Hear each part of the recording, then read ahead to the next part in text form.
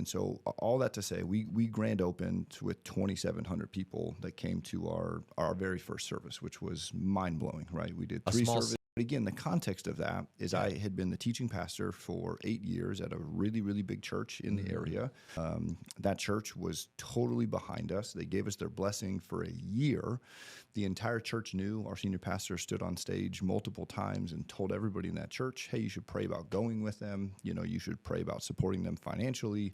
Allowed me to fundraise for 10 months while he was still paying my salary. It was, we couldn't have been handed a more perfect scenario that God bless. We took probably 500 or 600 people from that church as a part of our launch team.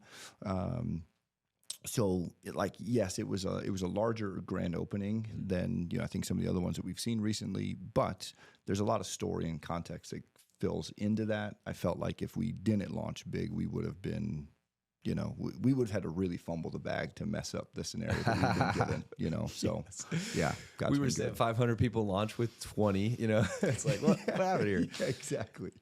Yeah. But there's still there's multiple angles of this because there's a humility in both ways.